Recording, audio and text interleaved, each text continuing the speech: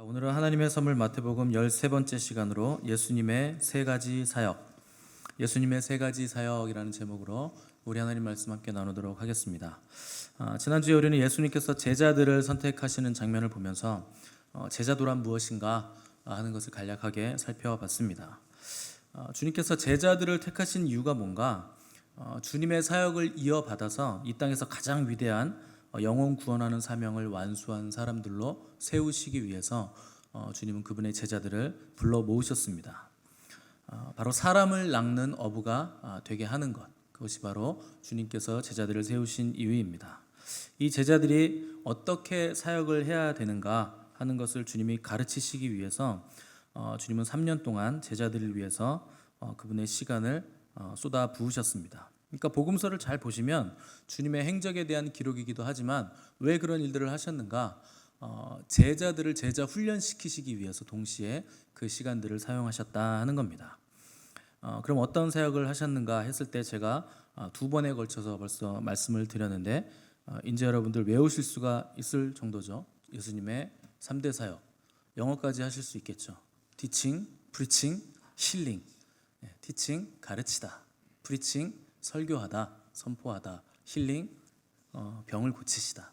이게 주님의 3대 사역입니다. 이거 제가 정리한 게 아니고요, 성경 말씀에 적혀 있는 겁니다. 우리 오늘 성경 23절 한번 읽어보겠습니다. 4장 23절 시작. 예수께서 온 갈릴리에 두루 다니사 그들의 회당에서 가르치시며 천국 복음을 전파하시며 백성 중에 모든 병과 모든 약한 것을 고치시니. 자, 이 구절은요 아주 유명한 구절이에요. 예수님의 3대 사역을 정리한 구절이라 해서 모든 목회자와 또 모든 그 교수들, 또 신학 박사들, 뭐 이런 사람들이 전부 다 이것이 예수님의 3대 사역이다 이렇게 인정하는 구절입니다. 그래서 그들의 회당에서 가르치셨다, 천국 복음을 전파하셨다, 모든 약한 것을 고치셨다. 이것이 주님의 3대 사역입니다. 그러니까 마태는 예수님께서 이 땅에 계실 때 이런 일을 하셨다 하는 것을 정리를 해놓은 것인데, 자, 이 내용에 따르면 예수님의 사역은 뭐 영적이거나 정신적인 영역뿐만이 아니라 전인격적이었다 하는 것을 우리가 금방 알 수가 있습니다. 영적인 필요뿐만 아니라 육체적인 필요까지 모두 다루시고 채워주신 것이 바로 주님의 사역이었다. 자, 그렇다면 교회는 뭘 해야 될까요? 마땅히 주님께서 하신 그 일을 우리도 해야 된다 하는 겁니다. 자, 그러면 주님의 교회가 수행해야 될 주님의 세 가지 사역에 대해서 오늘 우리가 한 가지 한 가지 자세히 살펴보도록 하겠습니다. 첫 번째로 주님은 가르치셨다 이렇게 기록을 했습니다. 자, 가르친다 하는 걸 다른 말로 하면 교육했다 하는 뜻입니다. 그러니까 가르치는 건 교육이라는 뜻이죠. 자, 교육의 목적은 뭔가? 가치를 알려주는 겁니다. 교육이란 가치를 알려주는 거예요. 그러니까 어떤 것이 진정한 가치가 있는 것인지, 어떤 것이 정말 소중한 것인지 가르치는 것, 그리고 인간이 마땅히 가져야 할 가치 체계를 전수해 주는 것이 바로 교육입니다. 어떤 사람이 인생에서 가장 소중한 것은 돈이다라는 교육을 받았다면 그 사람은 돈을 위해서 전 인생을 거는 삶을 살게 될 겁니다. 또 인생에서 가장 소중한 것이 권력이라고 가르침을 받는다면 그 사람은 다른 사람을 짓밟고 올라가는 것에 자기 인생을 투자하고 목숨을 걸게 될 것입니다. 그러니까 누가 어떤 가치를 가르치느냐에 따라 배우는 사람의 인성과 가치관에 영향을 주기 때문에 교육은 매우 중요하다 이렇게 볼 수 있는 겁니다. 주님은 뭘 가르치셨는가? 세상의 가치 체계를 가르치지 않으시고 하나님의 가치 체계, 그것을 가르치셨는데, 주님이 가르치신 것은 구약 성경의 말씀을 가르치신 겁니다. 뭐 당연하죠. 예수님 시대 신약 성경은 아직 없었으니까 당연히 구약 성경을 가르치셨겠죠. 그런데 23절 보시면 주님이 가르치는 장소가 나오는데 회당에서 가르치셨다 이렇게 기록이 되어 있습니다. 회당은 유대인들의 모임 장소입니다. 그러니까 주님께서 회당에서 가르치셨다는 것은 누구 중심으로 먼저 사역을 하셨는가? 유대인들을 중심으로 먼저 사역을 하셨다 하는 뜻입니다.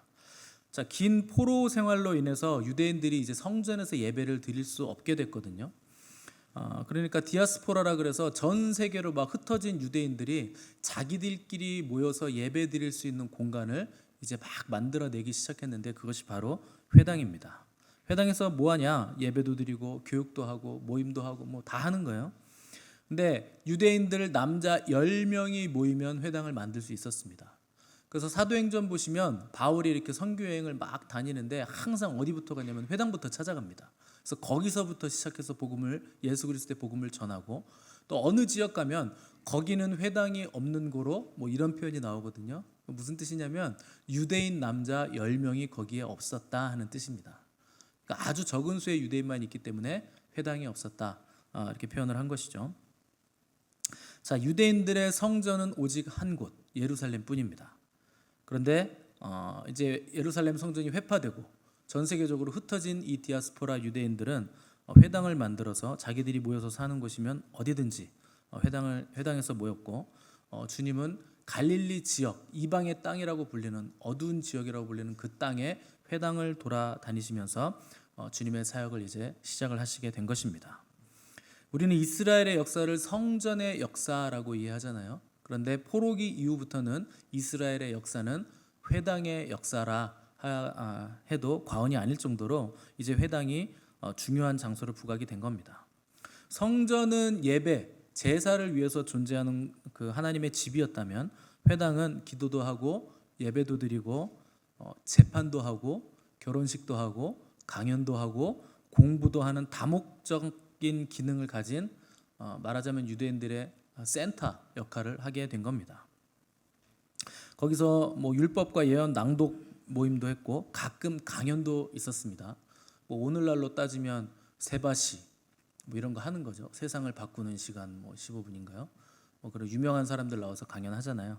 그런 것도 하는 겁니다. 그러니까 회당장이라는 사람이 회당에 있었는데 회당장이 오늘 강연해 주세요, 이렇게 오케이 통과가 되면 누구든지 와서 강연할 수 있었습니다. 공개 강의가 끝나면 자유롭게 질문하고 토론도 가지는 시간도 있었습니다. 자, 이처럼 회당은 유대인들의 생활 기반이었고 삶 자체였다 하는 것입니다. 그러니까 왜 그런가? 유대인들에게는요, 신앙과 삶의 구분이라는 게 없어요.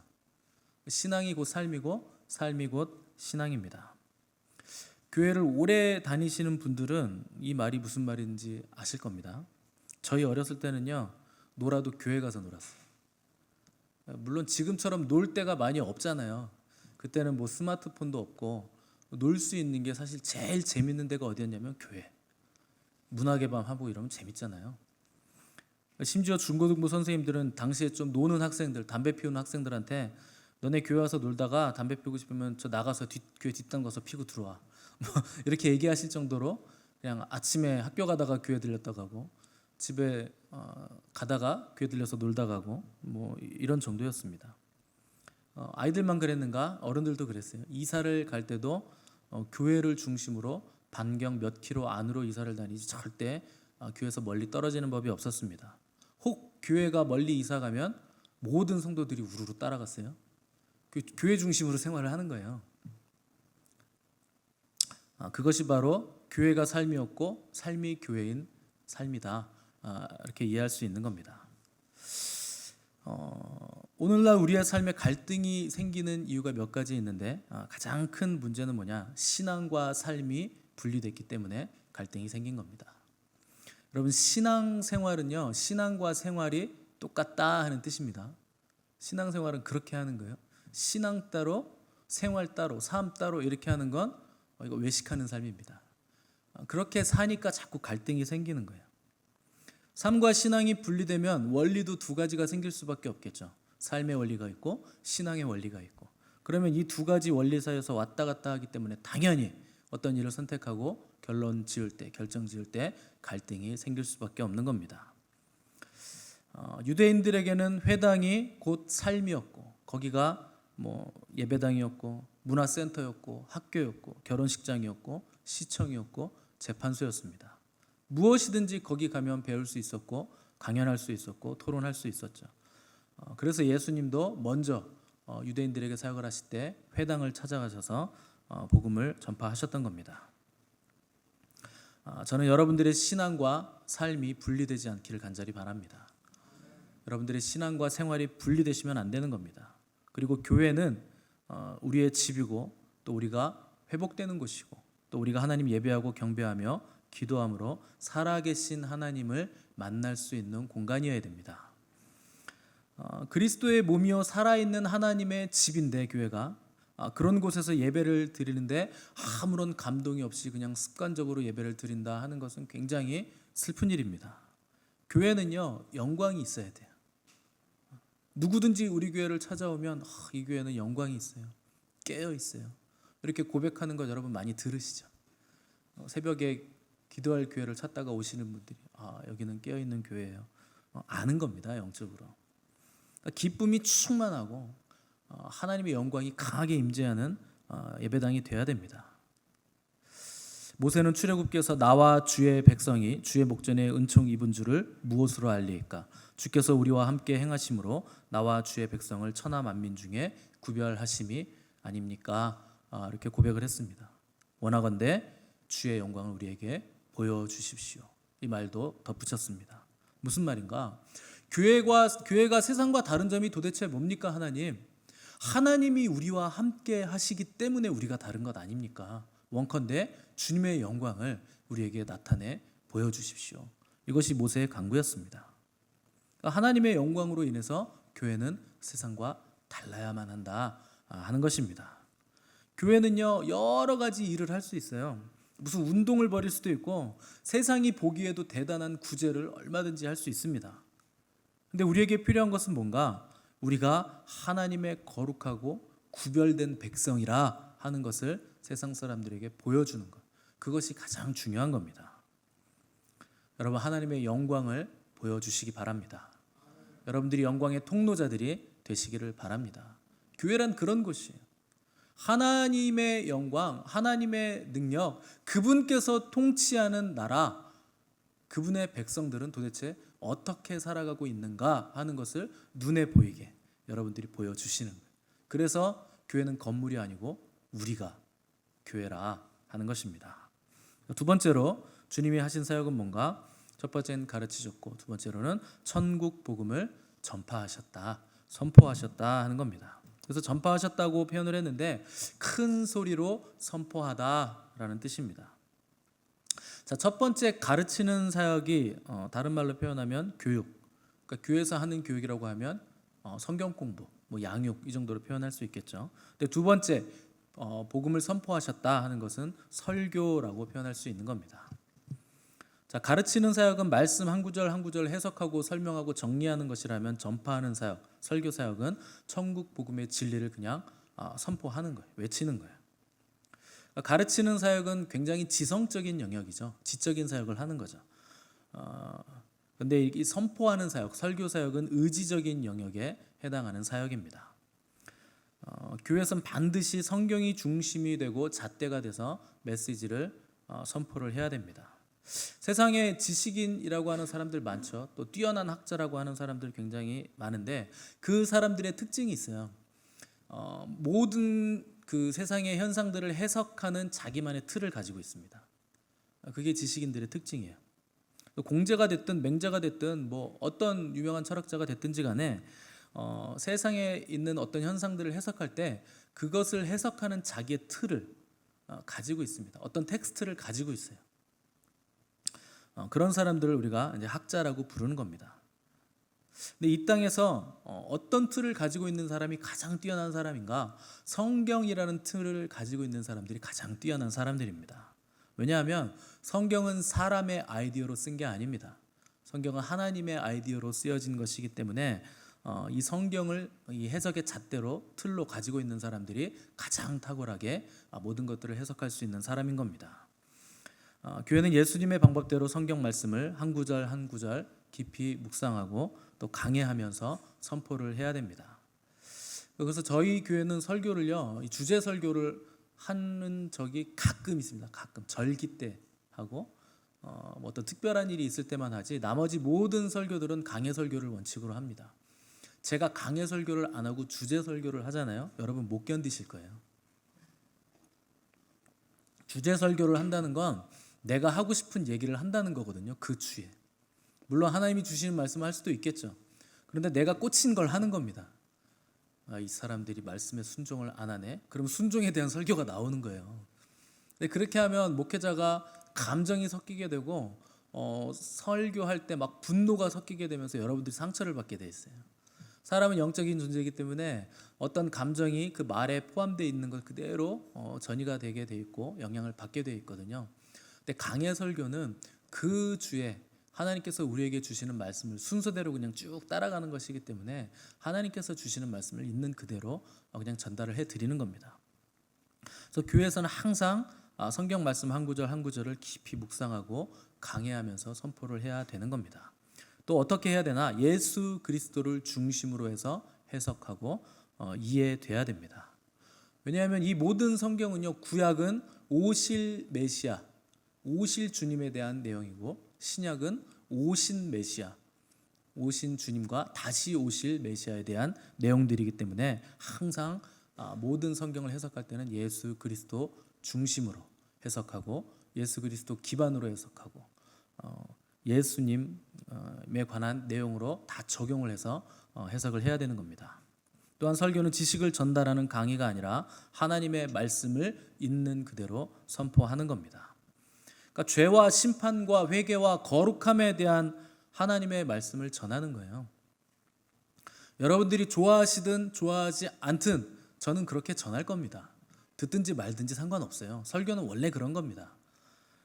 목회자가 하나님이 원하시는 설교보다 사람들이 원하는 설교를 전하기 시작하면 그 사람 타락한 거예요. 이미. 그러니까 타락한 목회자입니다. 하나님은 사랑의 하나님이세요. 물론 그렇습니다. 그러나 동시에 하나님은 공의의 하나님이십니다. 죄를 미워하시고 죄에 대해서 엄중하게 심판하시는 심판의 하나님이세요. 그분은 악인을 향해 진노하시며 노를 바라시며 교만한 자를 대적하시는 하나님이십니다. 여러분들이 귀에 듣기 좋은 말로 마음이 편해져서 구원받는 게 아니고 진리의 말씀을 통해서 회개와 찔림과 씻음을 받아서 구원을 받는 겁니다. 어떤 분들은 일주일 동안 열심히 땀 흘리고 일하다가 교회 왔는데 교회 와서 힐링하고 가야지 왜 자꾸 심판과 회개와 거룩과 이런 말씀을 해서 불편하게 만드냐 하시는데, 그런 분들은요, 종교를 옮기십시오. 저기 불교나 천주교 같은 데로 가세요. 그 마음 편하게 해주거든요. 뭐 똑똑똑똑 두드리면서 그 산속에 있잖아요. 또 그런 그 절은 그런 데 가십시오. 뭐 하려고 교회를 옵니까? 그런 거 찾아다니실 거면. 교회는 그런 데가 아니에요. 교회 와서 힐링하실 생각하시면 안 돼요. 교회를 배로 표현하는데 교회라는 배는요, 유람선 아닙니다. 군함이에요. 여러분들 각자가 각자의 포지션에서 자기 역할을 다 수행하셔야 돼요. 어떤 분들은 엔진은 점검을 하셔야 되고, 어떤 분들은 조종을 하셔야 되고, 어떤 분들은 사격할 수 있는 포에 정비를 잘 해놓으셔야 되고. 근데 교회 와서 자꾸 이게 유람선인 것처럼 무슨 수영장 찾고 뭐 맛있는 거 찾고, 우리 교회에서 제일 맛있는 게 컵밥인데 더 이상 드릴 게 없어요. 교회는 군함입니다. 성경은요, 계속 전쟁을 얘기하는 거예요. 준비되어 있어야 된다. 힐링. 여러분, 뭐가 힐링입니까? 여러분들의 영혼이 구원받는 것보다 더 좋은 힐링이 있어요? 예수님과 동행하는 것보다 더 좋은 힐링이 있습니까? 그분이 오셔야 여러분들에게 참된 평화가 있는 거예요.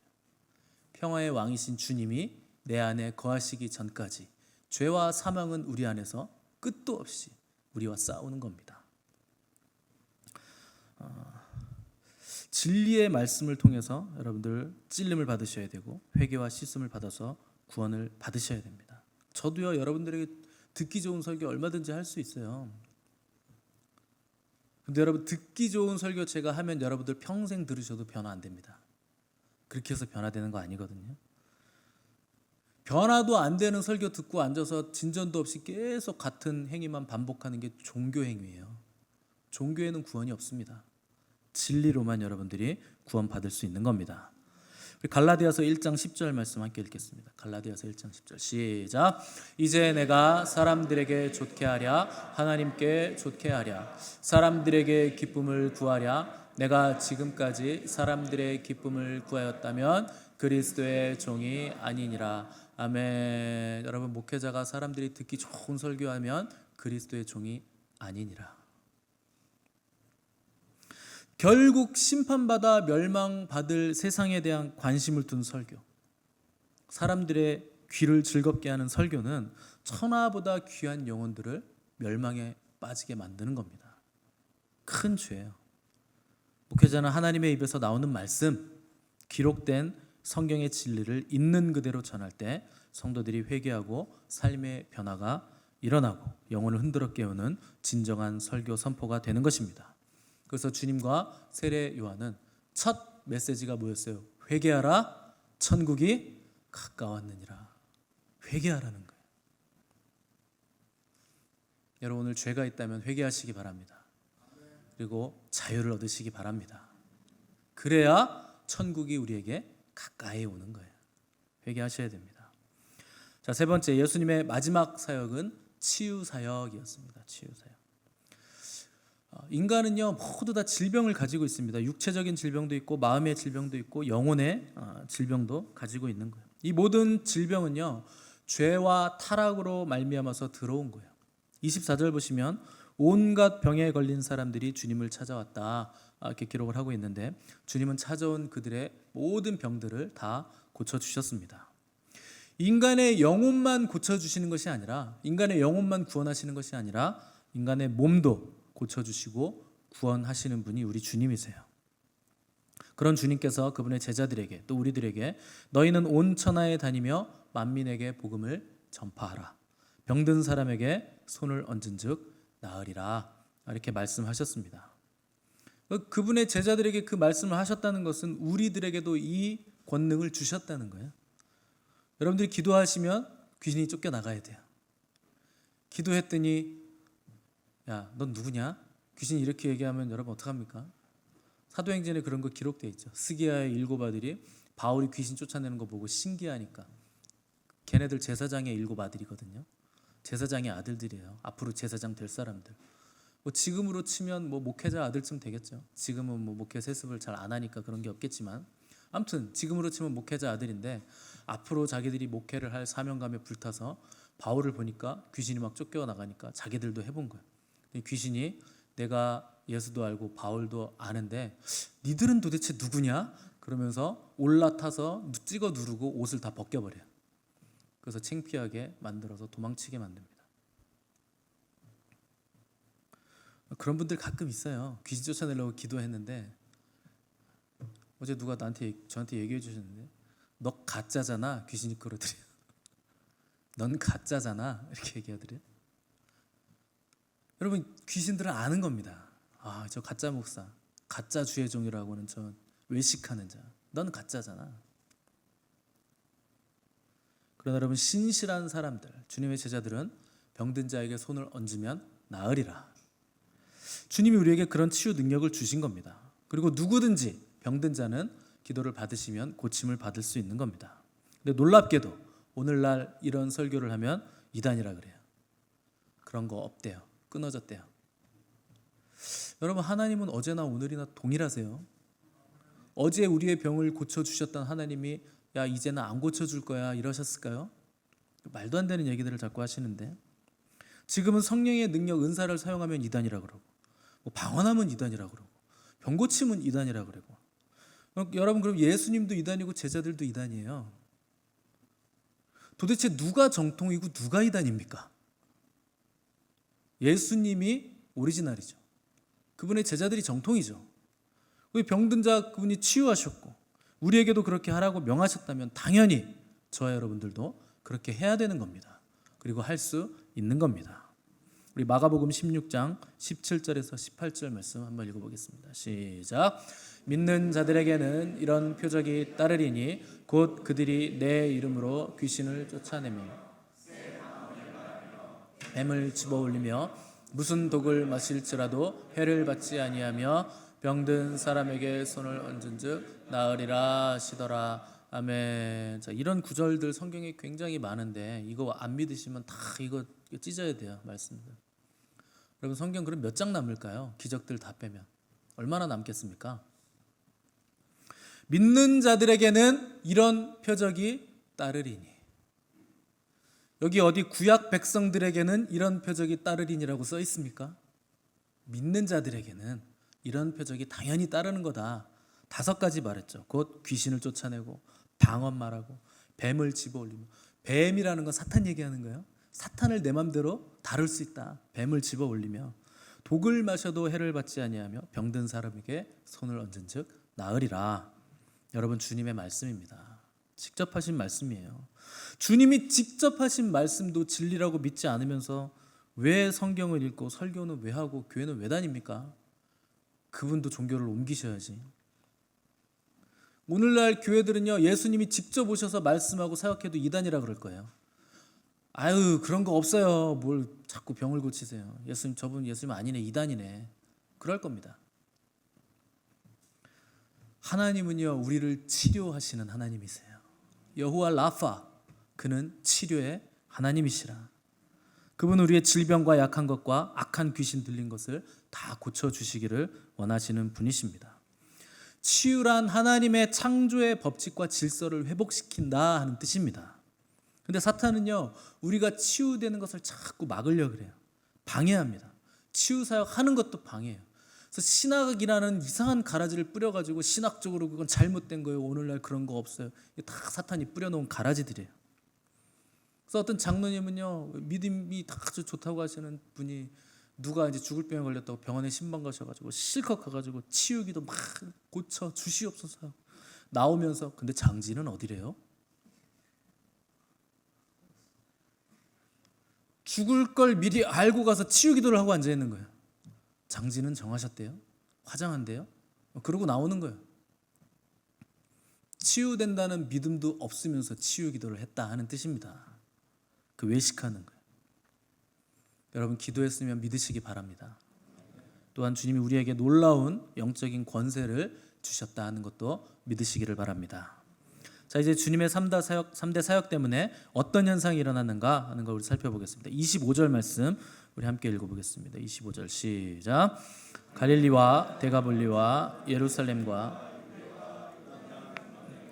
수많은 무리가 따르니라. 아멘. 자, 예수님의 3대 사역을 하시기 시작하니까 많은 사람들이 이제 몰려들기 시작합니다. 예수님의 소문이 수리아에 퍼졌다. 여기 수리아는 지금 이스라엘 위쪽에 있는 시리아를 말하는 거죠. 그래서 갈릴리, 예루살렘 북쪽 갈릴리를 거점으로 해서 시리아까지 점점 북쪽 광활한 지역에 예수님의 소문이 나기 시작했고 사람들이 이제 몰려들기 시작했다. 한마디로 지금 부흥이 임했다, 이런 뜻입니다. 근데 여러분, 사람들이 몰려든 이유는 뭔가? 기적과 병고침 때문에 몰려든 겁니다. 부흥이 임하면요, 거기에는 기적이 있습니다. 반드시 기적은 수반되는 거예요. 병고침이 일어나기 마련이에요. 그런데 병고침과 기적 자체가 그 부흥의 목적은 아닙니다. 기적 자체에는요, 구원이 없어요. 기적은 항상 누구를 가리킬까요? 기적 너머에 예수 그리스도, 그분을 가리키는 거예요. 예수님이 일으키신 기적은 예수님이 메시아시다 하는 것을 알려주는 겁니다. 그 기적은요, 이적이라고도 하고 영어로 하면 사인이라 그래. S-I-G-N, 사인. 사인은 뭐냐면 이정표예요. 간판. 여러분, 사인, 기적은 간판, 이정표. 그러니까 여기서 부산 가는 이정표 이렇게 나오는 거죠. 부산 쓰고 화살표. 근데 어떤 바보 같은 사람들은요, 이정표만 따라다녀요. 부산을 가야 되잖아요. 예수님께 가야 되잖아요. 근데 기적만 찾아라 다녀요. 여러분, 기적은요, 이정표는요, 대구에도 있고 양주에도 있고 뭐 대전에도 있고 다 있어요. 부산 가는 이정표는. 거기 따라다니시면 부산 못 갑니다. 목적지는 우리 주님이세요. 그냥 사인이에요. 기적은 사인을 자꾸 쫓아다니시면 안 돼요.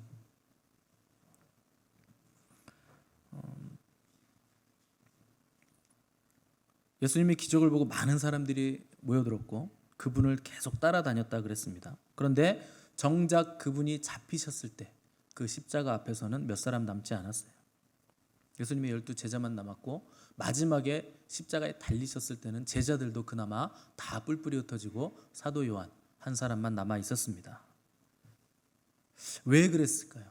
왜 다 흩어졌을까요? 그들이 주님을 따르는 목적이 주님 자신이 아니었기 때문에, 다른 데 목적이 있었기 때문에 결국 다 뿔뿔이 흩어지게 된 것입니다. 여러분, 사람들이 우르르 몰려가는데 거기 따라가시면 안 돼요. 군중은 우매합니다. 군중 속에 있으면 군중 심리가 생기거든요. 군중 심리에 빠지면 방금 하나님 믿는다고 했다가도 금방 하나님 배반하는 악행에 가담할 수 있습니다. 얼마든지 그렇게 될 수 있는 것이 군중 심리예요. 군중은요, 언제든지 양심을 버릴 수 있어요. 갑자기 마녀 사냥하듯이 한 사람 저놈을 죽이자 해가지고 막 인민 재판하듯이 돌을 던질 수도 있는 것이 바로 군중의 심리입니다. 여러분, 하나님을 만나실 때는 군중으로 만나시면 안 돼요. 1대1로 개인적으로 만나셔야 됩니다. 친밀함이 있어야 돼요. 왜 그런가? 다수가 정답이 아니고 정답이 정답이기 때문에, 다수가 진리가 아니고 진리가 진리이기 때문에 우리는 군중 속에 묻어서 주님을 찾고 만나는 것이 아니라 개인적인 주님과의 깊고 친밀함으로 주님을 만나셔야 됩니다. 그래서 그리스도인들은요, 시대 풍조나 유행하는 트렌드 따르는 사람이 아니에요. 오직 진리 되신 우리 구주 예수 그리스도, 그분을 따르는 사람들이 바로 그리스도인들입니다.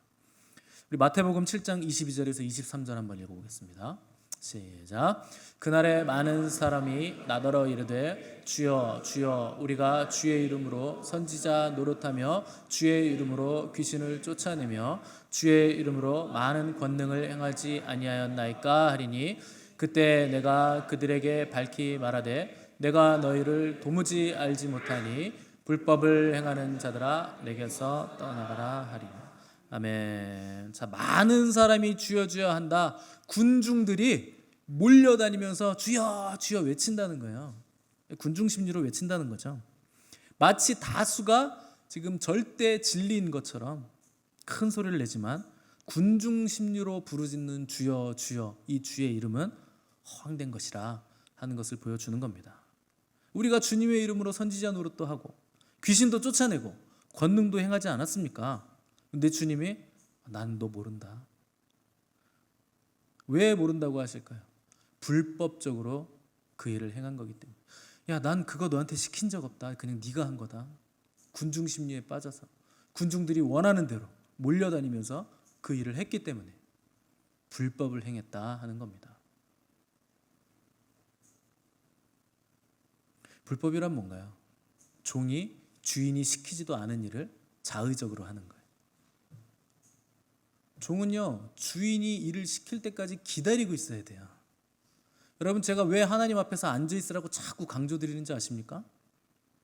시키지도 않은 일을 자꾸 하니까. 주님이 명하시지도 않은 일을 지가 혼자 성령 충만해서 해야 되는데 자기 충만해가지고 주님 제가 이것도 할게요. 이것도 제가 할게요. 제가 다 할게요. 주님 시킨 적 없어요. 주님 음성 듣고 움직이셔야 됩니다. 그게 불법을 행하는 자들아 내게서 떠나라. 주님도 알지 못하는 종은요, 주님의 종이 아니에요. 사람은 속일 수 있고 자기 자신도 스스로 기만당할 수 있지만 주님은 절대 그런 거에 속지 않으십니다. 뭐 일 많이 했다고, 봉사 많이 했다고 주님 그런 거 안 쳐주신다는 거예요. 기적이 일어나고 병 고쳐지고 하늘에서 불 떨어지는 거 너무나 귀하고 감사한 일이죠. 큰 능력이죠. 근데 여러분, 아무리 귀해도 우리 주님보다 귀한 것은 아닙니다. 수많은 무리들이 여러분들이 나중에 능력을 받아가지고 막 사역을 하니까 박수를 쳐준다고 해도 그게 주님과 관계없는 일이면 다 허망한 거예요. 다 망할 일이에요. 사람들의 환호성, 큰 재물, 큰 권력, 그런 거에 속아서 허무한 인생을 사는 사람들이 되지 마시기를 바랍니다. 교회 오래 다닌 것 자랑하지 마세요. 3대째 크리스찬 가정인 것도 자랑하지 마십시오. 은사가 강하게 나타났다, 헌금 많이 했다, 나 교회도 많이 세웠다, 봉사 많이 했다, 내가 우리 교회에서는 없어서는 안 될 존재야. 여러분, 이런 거 자랑하지 마시기 바랍니다. 자랑하실 분들은 우리 주님을 자랑하시기 바랍니다. 우리가 붙잡을 것은 오직 우리 주님이세요. 주님을 붙잡으셔야 돼요. 가장 귀하신 분, 가장 아름다우신 분, 우리 주님이세요. 그분께 모든 것을 내어드리고 극진히 그분께 영광을 돌리는 삶을 사는 자들은 마지막 때 주님이 나는 너 모른다, 이런 거부의 음성이 아니라 나 너 잘한다, 내가 너를 잘한다, 너의 이름뿐만 아니라 네가 행한 모든 수고, 땀 흘려서 내가 시킨 일 한 거, 그 인내의 땀방울 내가 다 기억하고 있다. 너 진짜 고생했다. 애썼다. 참 잘했다.